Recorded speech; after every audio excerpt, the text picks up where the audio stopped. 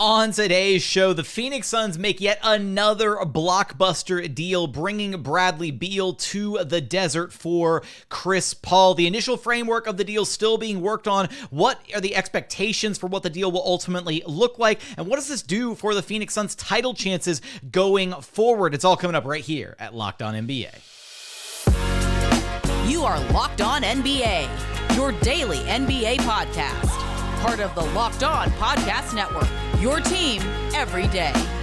What's up and welcome to another edition of Locked On NBA, the biggest stories with the local experts. I'm your host, Jackson Gatlin, also host of Locked On Rockets right here on the Locked On Podcast Network, your team every day. Now, today's episode is brought to you by Prize Picks.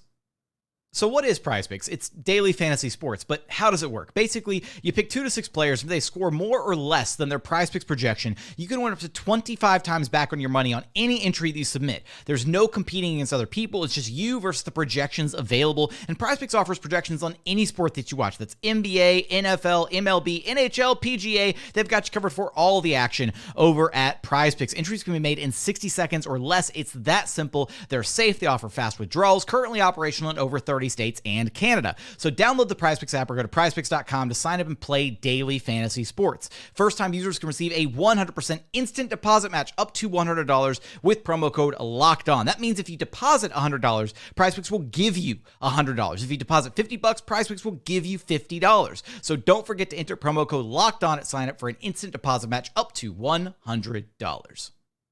Joining us now is the host of Locked On Suns, Brendon Kleen, who you can track down wherever you listen to your podcasts and on YouTube. Just search Locked On Suns.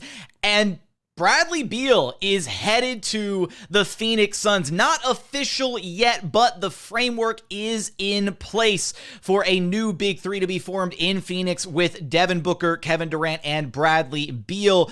Brendon, just your immediate reaction to this bombshell news that we got Sunday afternoon. Immediate reaction was that I was an idiot. I thought this had no chance of happening. I think I undersold that the power of a no trade clause is huge. And Bradley Beal wanting to come to the Suns, just like Kevin Durant before him, who didn't technically have a no trade clause, but he's Kevin Durant, so you tend to do what he wants you to do.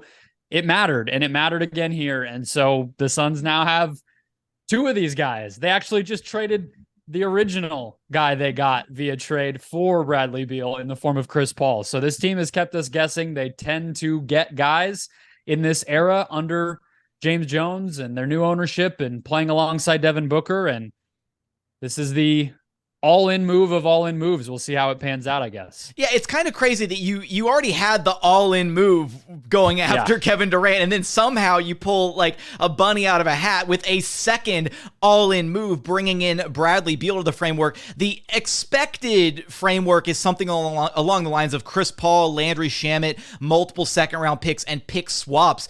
I mean, at that point, this is pretty incredible value, don't you think, given the fact that they were kind of at this crossroads with Chris Paul, with the reporting that maybe they were going to waive him or try and trade him, to be able to say you turned Chris Paul into another star in Bradley Beal, despite whatever you might think about the contract that Beal is on, is pretty solid work. It absolutely is. And I think that's really where you have to look at it from, because at the end of the day, when you call this team thin, and there's going to be criticism, there's going to be, I think, some shock when people see, how they fill out this team and maybe the thin way that they're able to do that. That was going to be the case either way. And so you're right to say that the Durant trade already was their all-in move. And I just got used to thinking of Durant as a Sun, and now there's yet another one here. But it's because they did not have, you can imagine a world, you can dream up a third option or, some sort of role player, high-level role player to put next to Durant, Booker, and Ayton, or Durant, Booker, and whatever Ayton gets turned into in a separate trade. Like, that's hypothetically awesome. But unless you tell me who that guy was going to be, then going and getting Bradley Beal, even though he costs $43 million this year and all the way up to almost 60 in a few years, you start to realize that might just be their best move. Forget the other ramifications from a cap standpoint. We were talking about Chris Paul being waived, being stretched.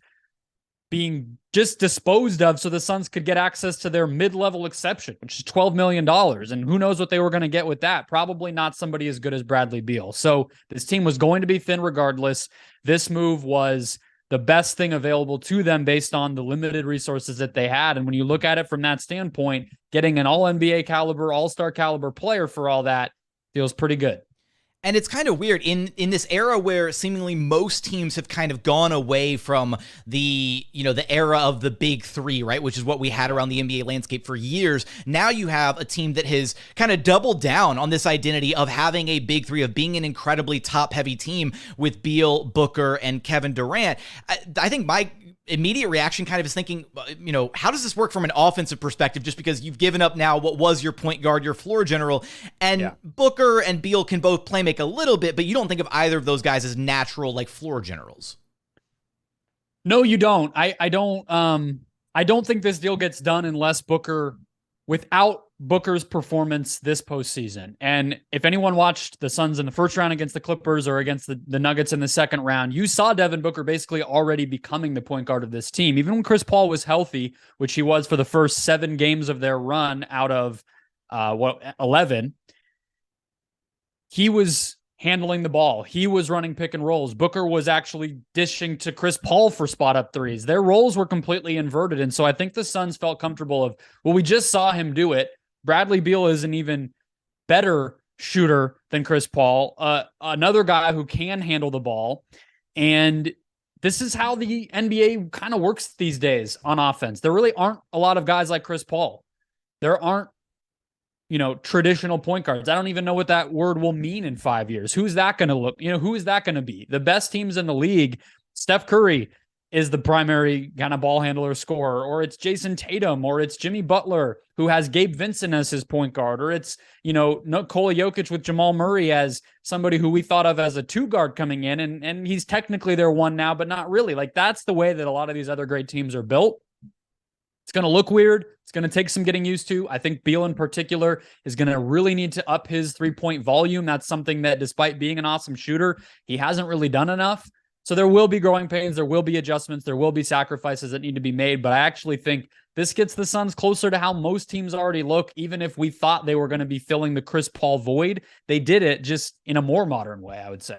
And being able to kind of make those adjustments and have the growing pains, right? It's much different being able to make this second all-in move, if you will, in the offseason and have the time to actually coalesce as a group rather than the on-the-fly situation that they had with Kevin Durant this past season, right? You don't have to try and piece things together in the middle of an already daunting NBA schedule, 82-game slog, all of that. We also look at this from the perspective of they still got to figure out what they're going to do with DeAndre Ayton, whether or not he's a part of this picture moving forward or not. But right now they've got about $160 million committed to 4 guys.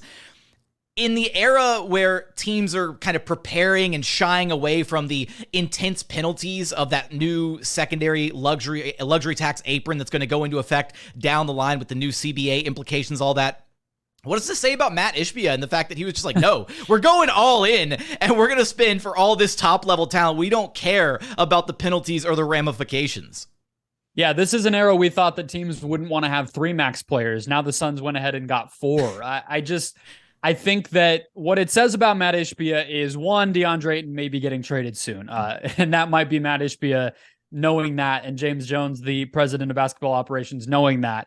So if we talk in a week, maybe we feel a little differently about how this all looks. But in the meantime, I just think it's, again, last summer, they got Durant at the deadline. They thought they were going to get him last summer. They signed Devin Booker to a supermax extension last summer. They maxed DeAndre Ayton when they matched the offer sheet that he was signed to by the Indiana Pacers.